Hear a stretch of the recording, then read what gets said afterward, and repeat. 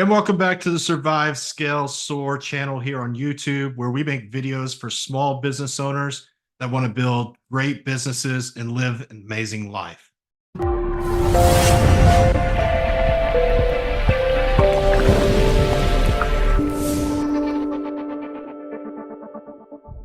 My name is Jeremy Williams, and I am joined by Jacky Fischer of Three Men Movers and author of The Growth Paradox. I'd like to welcome to the show Jacky Fischer. Before we jump into the interview, share a little bit about her. Her journey began early in her family's business, and she is sure her parents might have broke some child labor laws. Jacky, that happened in my family too.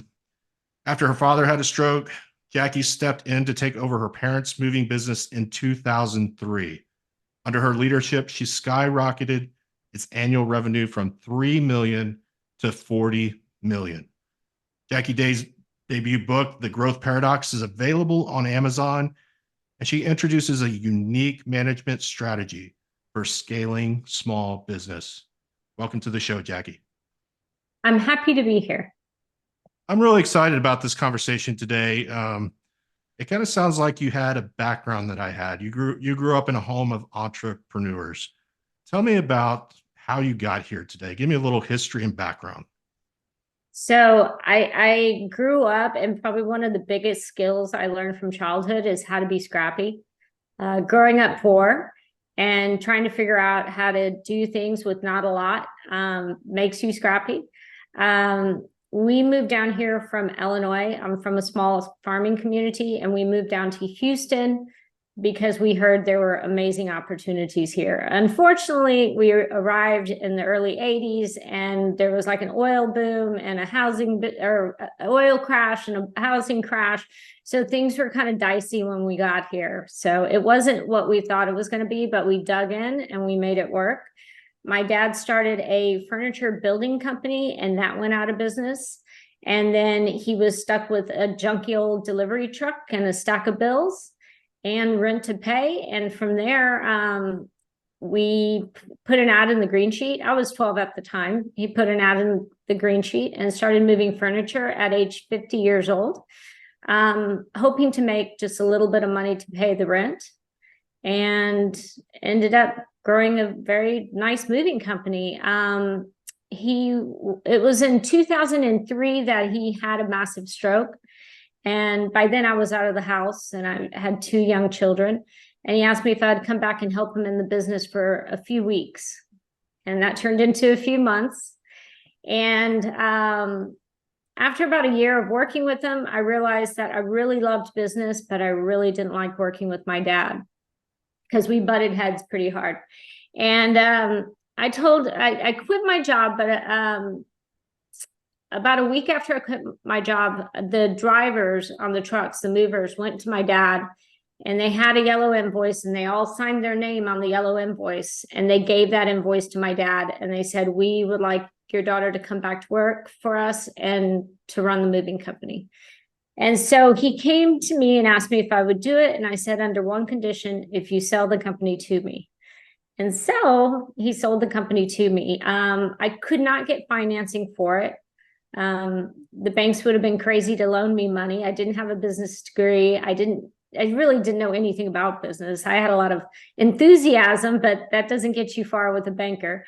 And so my dad financed it for me for 15 years. And so that's how I got in business. And actually, on the video, you can see that picture right there is actually, it's that one right there is the invoice that they all signed their name on, and my parents signed their name on and had it framed for me. So when I come into the office every day, I know why I'm here and who I'm working for. You know, what an amazing story on how you stepped into that. And I want to ask you a question. Was that something necessarily, we talk about having vision boards and looking to the future and kind of imagining, envisioning where we're going. Was that even on the radar initially? Running a moving company is like the most unsexy job you can possibly imagine. I never thought I'd be doing it. It is not something I ever wanted to do. It is not something I ever thought I would be happy to do. but I'm doing it and I absolutely love what I do. So it's just sometimes life takes you in a different direction. And I think a lot of times, we run these companies that are unsexy businesses. They're successful, but they're not like a plumbing company. I mean, that's not super exciting, but you get into it because you like helping customers, you like the people. So it's not it's like the service or the product becomes less important and it's more about the people. And for me, that was the case. Yeah, I had a mentor once tell me that the money is in the monotonous. It's in the day-to-day things. And at the end of the day, it's much bigger than that. It's the people. It's the people. That's incredible. So you took this business that was doing 3 million annually to 40 million. And we're going to have a conversation today about scaling. Like what happened? That is an amazing transformation. I think that there's some different phases in business. And so I think when you first get into business, you're just trying to make a buck and you're scrappy and you got your head down and you're working really hard. And then you reach a point where the business starts making money and you have a choice to make at that time. You can either have a lifestyle business and you become complacent with where the business is. It's generating enough money to take care of you, maybe to put your kids through private school, and you get your family vacations and so forth. And so you can kind of become complacent with that. And I don't think that's a bad thing. I think that's an okay thing. That's what business should be for, making enough money to make it so that you're able to take care of your family. However, if you want to grow your business, you've got to be willing to take risk. And that puts you out of that comfort zone. And so if you want to scale your business, the first thing you need to do is understand that you're going to have to take some risks to take your business to the next level. And you're going to have to be okay with getting uncomfortable again. It's almost like a startup phase again. You have to get uncomfortable again to take it to the next level. Yeah. So the growth comes in doing the things that are uncomfortable. Absolutely. And taking risk and getting uncomfortable with failure. So that would be the first thing. And then like Google, when you're trying to figure out where you're going, you have to enter two things in Google. You have to enter where you are now and where you want to go. So you have to assess who you are now as a person and who's on your team. And then you have to know and have a very clear vision of where you want your company to be in 5 or 10 years from now. And then you have to understand if you have the goods to get yourself there. Part of that is looking in the mirror. I used to have a business mentor that said, "You're perfect just the way you are, but you're not perfect. You don't have everything it takes to run this business. You're going to have to figure out your weaknesses and either train and try to get better at those things, or better yet, hire people on your team that help you mitigate those weaknesses." So it's about building that team to get you where you want to go. So initially, when you started scaling, did you have to make some adjustments on the team to fill some of those places where maybe you were weak so that you could take it to the next level? Absolutely. And not just adjustments with their skills. I also had to make sure I had everybody that had the same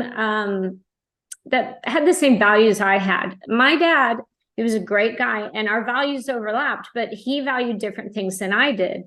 And there were some people that were his style, and understood his style of leadership. And some of those people had to go, and I had to bring in my own people. For example, my dad was very autocratic. He liked to yell a lot. He was a big risk taker, so he had more of a startup mindset. With me, I was very peaceful, very calm. I didn't like any voices raised. I just had this environment that I felt more comfortable in. And the people who didn't fit that environment, they had to go. And I mean, it's sad to say, but they had to find a company where they fit the environment. Yeah, and I think that's a hard thing too to step into, yet necessary.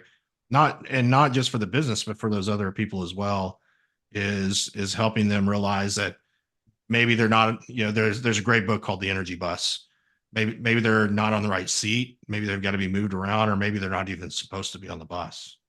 Yeah. And sometimes, we talk about employees and we talk about employees being good or bad. And what I find is most of the time, it's not a case of being good or bad. It just is a case of being the right fit.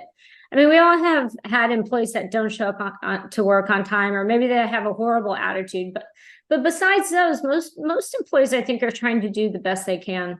And I've had an employee that works for me that he was great, but he wasn't a great fit for our company. He ended up getting a job at a different company and he excelled. I mean, he made it into upper management and he was just a really good fit for that company. So I see it more as a fit rather than good or bad. Yeah, I think that's, for those that are listening to the podcast today, I really appreciate that, because most of the time they are good people, just not the right fit for where you're going to go. And Absolutely. And those are tough decisions, aren't they? Absolutely. They're the hardest decisions we make. And if anyone says that they enjoy firing somebody, they have to have psychopathic tendencies or something, because that's just, I think it's probably the number one hardest decision owners of companies make. And it's a decision that often they wait too long to make. And in the time they mentally make the decision to actually doing it, a lot of bad things can happen. And that's where you get employees that are disengaged and they're unhappy, and you get a lot of toxic work environments. But I also think that I've been in a business group before where I would hear some of the executives complain about their employees, and they would say, in frustration, they would say, "Oh man, my employees are such idiots." And I'm like, I mean, to me, I have a visceral response to that. That hurts me to talk about employees that way. I understand their frustration.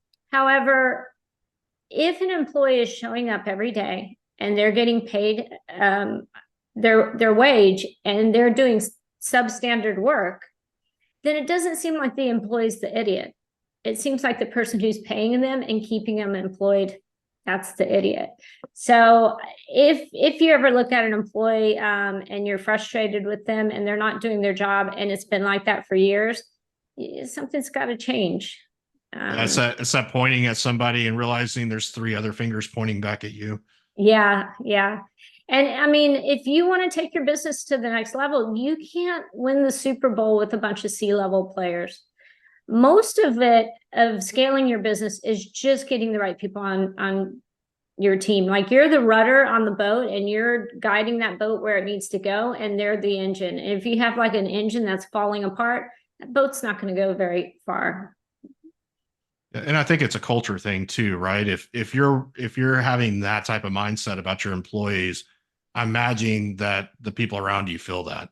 Absolutely. And that's why you hear the old adage, hire slowly, fire quickly. Because if you keep somebody on your team that you're frustrated with, and they can see and feel that you're frustrated with them and they can't do their job right, that is no fun to be. I mean, nobody wants to work in an environment where they don't feel safe, appreciated, and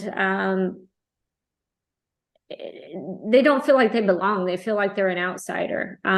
Everybody deserves to feel good at work and go home and feel like they accomplished something.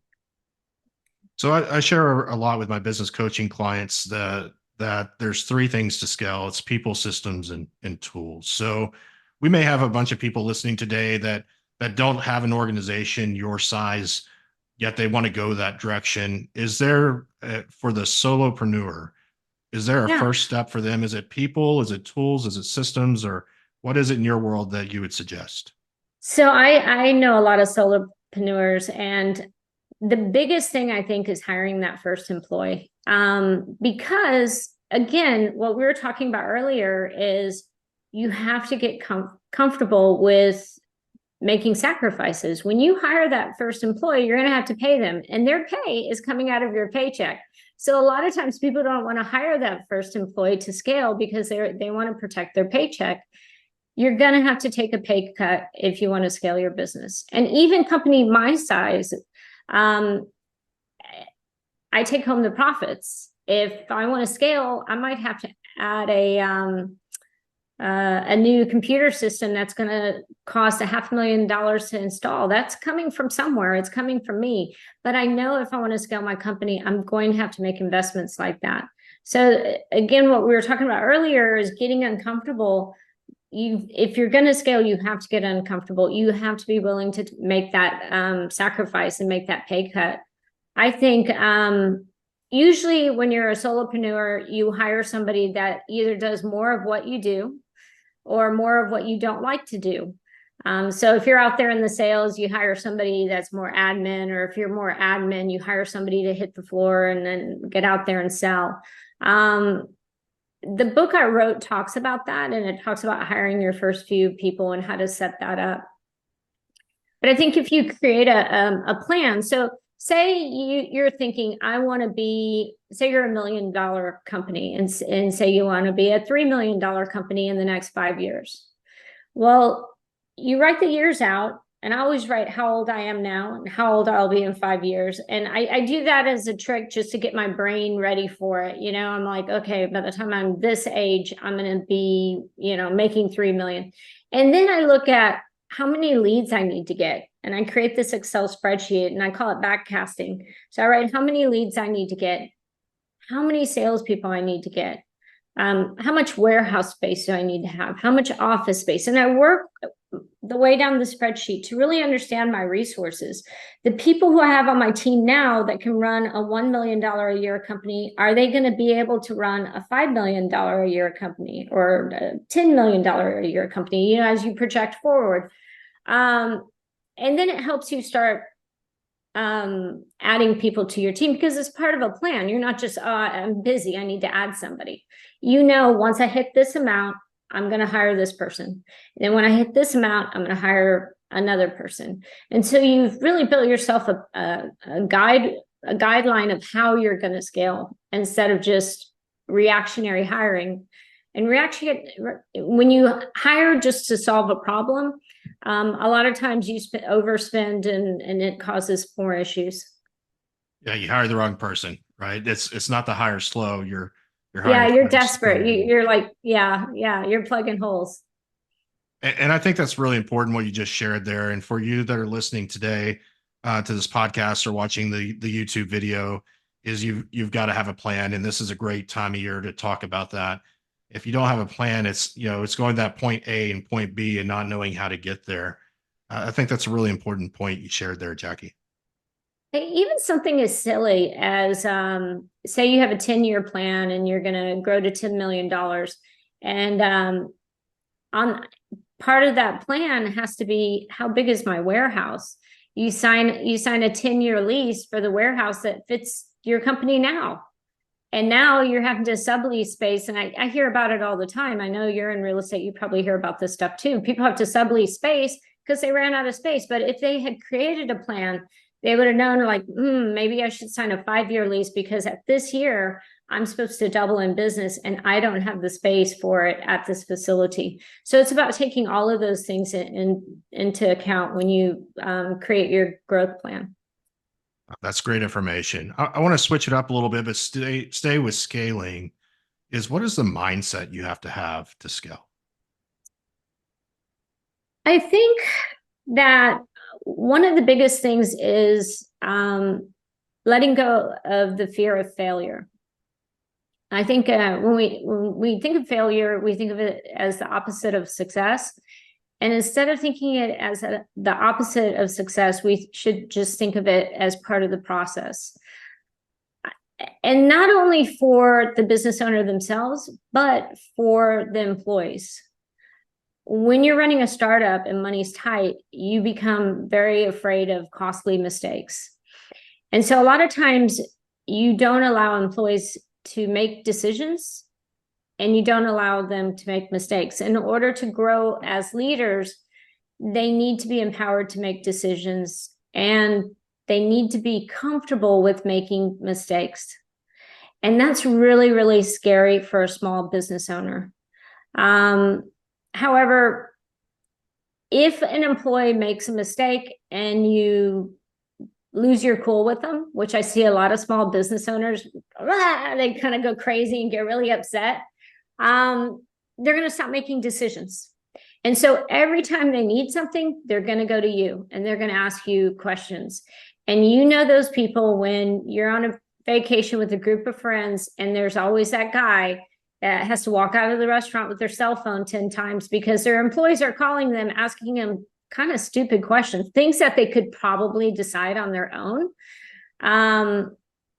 because they're too afraid they're going to make a mistake and they don't want to get yelled at. Nobody likes to get yelled at. So if you can't leave your company for a week or two, then you're not on the right path of growing your business. Your employees should be empowered enough to handle the day-to-day operations of your business. All right. So it sounds like it's with people, making the mistakes. It's a permission-based thing from the leader. And it's as a leader though, doesn't mean that you shouldn't inspect what you expect. Absolutely. If you don't want to micromanage them, then you set up processes so that you know that they're on the right track. And part of those processes are establishing key indicators for individuals and departments.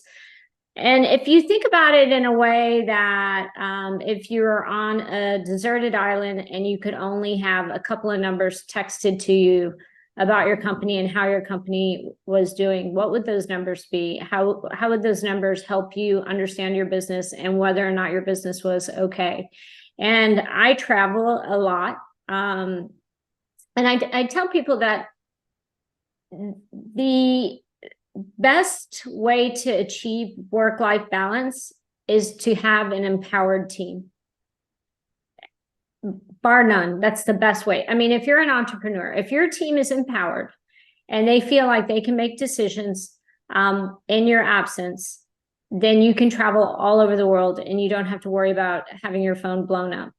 And it's funny because I see a lot of small business owners that have companies with 6 people and they're going crazy. I mean, they're working like all the time and their phone's blowing up. And then you see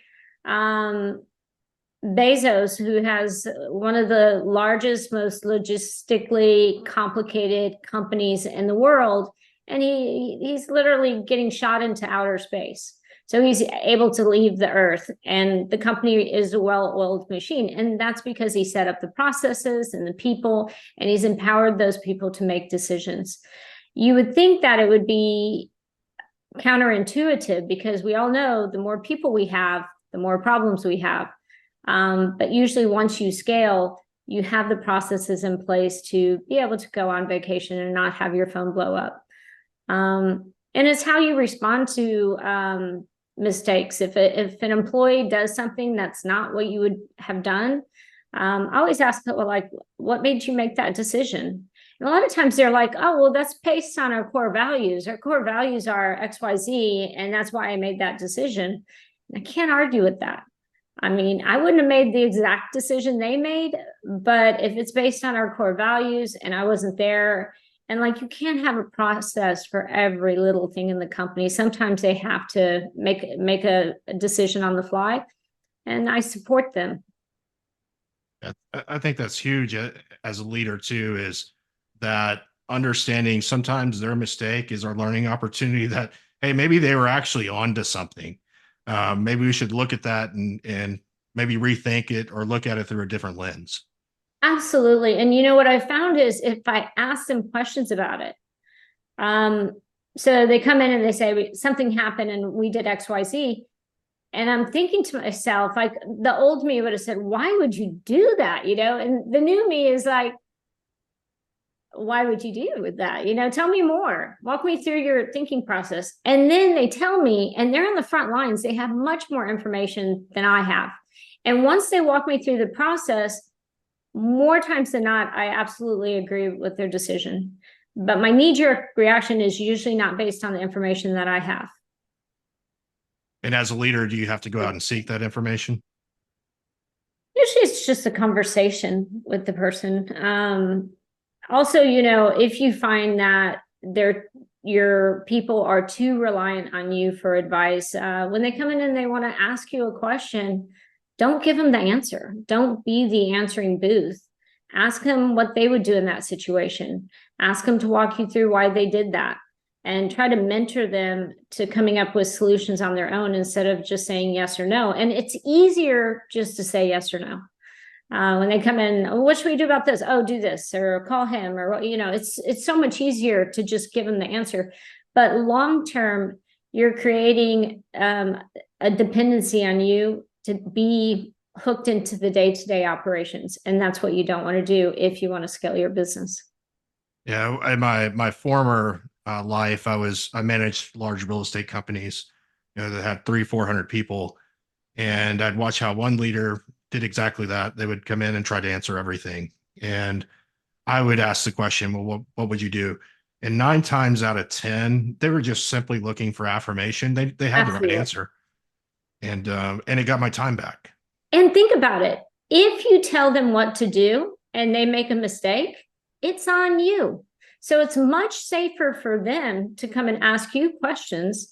And it feels good for you too, because if you walk in and there's a line at the door and everybody wants to talk to you, a lot of people kind of get off to that. They like that feeling of feeling needed and wanted, and they feel helpful, and they feel like they're the man or the woman of the hour where everybody needs them. I personally don't need that. I want to go on vacation with my family, and I don't want my phone to blow up. And so I've tried to create an environment where they don't feel like they need to do that. And then I have a weekly one-to-one with my team once a week. I have an hour with each person on my leadership team. That's sacred time. And what I've noticed is they, instead of coming into my office all day long, they kind of store it up. And so that 1 hour is when they kind of hit me with all their questions or things they need to know. Because most of the time they don't need to know it right now. It can wait a week. I mean, if they do need questions now, they can come in. But what I found is most of the time we can settle it in that 1 hour a week. This is such great information for those that are tuning in. You're getting a treat today of listening to a person that has gone out and scaled a massive business. I could sit here and talk for hours with you because I love this type of stuff. Speaking of building a successful business, as we're discussing here with Jacky today, I also want to let you know that I offer coaching services through Red Hawk Coaching. Red Hawk Coaching provides one-on-one coaching services that are customized to your unique needs.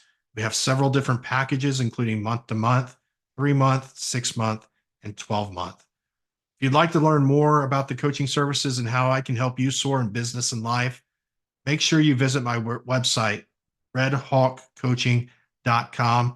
There you can book a complimentary appointment to learn how coaching can change not only your business, it can change your life. Again, visit redhawkcoaching.com. Now let's jump back in and talk about Jacky's book, The Growth Paradox. But I do want to jump into your book. You have a book that's available on Amazon, The Growth Paradox. Tell the audience about this. So I was coming up to my 20th year in business, and when I was in my Vistage group, and that's a group of businesses that get together and they get mentorship. And I noticed how some of the businesses were growing really fast and other businesses became stagnant. And I decided to write a book on the differences I saw in the ones that grew and the ones that stayed stagnant. And so I wrote a guidebook on how to scale your business. And it's a step-by-step book on putting the infrastructure and the processes in place and creating an accountable team and building the systems to scale your business. And when I took it to the publisher, at first they were like, "What's your one big idea?" And I said, that's not what the book's about. When you grow your business, it's not one big idea. If it was one big idea, we'd all be doing it and we'd all be phenomenally successful. I said, growing your business is multidimensional, it's complicated. And so that's what the book addresses, all the different factors to grow your business. It is available on Amazon or at Barnes & Noble. And I have a book signing next week, which I don't know what day it is, but it's at Brazos Bookstore in Houston. Okay, and I'll make sure that for those that are listening, I'll get details on that. Make sure you get that out and you can stop by and actually meet Jacky. It's on Audible too. So if you don't like to read and you like to commute and listen to cars or listen to books in your car, it is on Audible. And if you're in Houston, you're commuting a lot typically, so you could get in a lot of book time. If y'all are listening to this today and you like what you've heard, you're in that position now. Maybe you're a solopreneur, maybe you have a small team and you're just ready. You're eager to go to the next level. I'm going to highly recommend that you connect with Jacky and also go get this book, The Growth Paradox. I think it's going to serve you and your business well. And if you have a family, it's going to serve them well because it's going to give you the tools and the things necessary to go build a nice business and also to be able to take that time to away, just like Jacky said. So thank you, Jacky, for sharing that. Now, you run a pretty big moving business and it's all across Texas. Tell us about that moving business and how people can connect with you if they need your services. Well, the business is all about the guys out in the field, and that's my secret sauce. I have the best guys. They've been with me for a long time. A lot of the guys who signed that paper back there are still with me. I consider them business partners. I work for them. They don't work for me. And I think just that dynamic and that shift change from your traditional moving company is what makes our moving company what it is. We probably do about 37,000 moves this year. And this was a very slow year with the housing rates being down, or the house sales being down, the interest rates being up. And you can reach us at 713-333-MOVE. And we have storage containers as well, where we can bring the storage container out to you, fill it up and store it for you. And you call us and we'll bring it back to you. So we're a full service company. We offer moving, packing and storage. And I'm going to drop a link down in the description of this video. It'll also be in the notes for the podcast. It's 3 Men Movers, based here in Houston, but what's the service areas? Houston, Dallas, San Antonio, and Austin. And we do a lot of those short hauls around the state, and we do the surrounding states too. Great. Well, Jacky, thank you for being on the show today. And I really appreciate you taking time out of your schedule to be able to share with our audience and just provide a lot of value for those that are thinking about scaling their business today. They don't need to be afraid of it.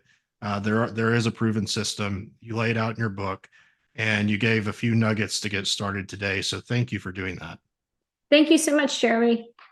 Now that you have the information from Jacky about how to scale your business, how to step out of fear and be able to take those risks to do so, know that there's more videos like that here on this channel. And there's going to be another video that pops up here shortly. I encourage you to watch it. In fact, if you want to binge, that would be great too. So I'm Jeremy Williams, and I'll see you there.